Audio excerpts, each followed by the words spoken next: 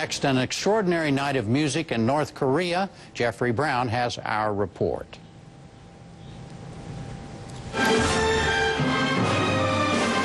The music was Gershwin's An American in Paris, but it was the particular performance that got all the attention.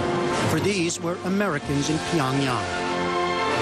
The concert was part of a 48-hour trip to North Korea by the New York Philharmonic, the first major American cultural organization and the largest contingent of Americans to visit the communist country since the Korean War began in 1950. The 105 orchestra members, joined by several hundred helpers, supporters, and journalists, were allowed a bit of sightseeing, but always with minders nearby. And last night were themselves treated to a concert by North Korean performers. All the way through the piece, always. Several Americans gave master classes to Korean students. Yeah. Today's concert by the American Orchestra began with the national anthems of both countries and was broadcast live on North Korea's one television station.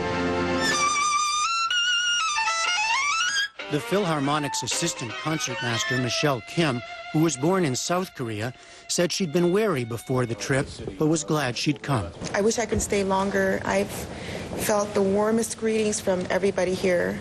I feel that not as North and not as South Koreans, but as Koreans, I was very, very delighted to be here, and I feel just incredible. Kang Young-gul, considered the top cellist in North Korea, said he hoped today's concert may open an opportunity for him to play in the U.S. I expect to play there, but I just wish that we could have better relations so I can go there and perform.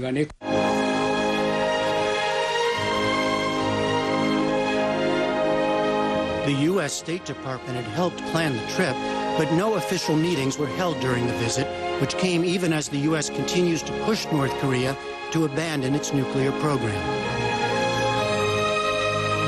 The Philharmonic's conductor and music director, Lauren Mizell, told reporters he's no politician, but hoped the trip could do some good. We may have been instrumental in opening a little door, and we certainly hope that if that's true, that in the long run it'll be seen as a watershed, a moment in history.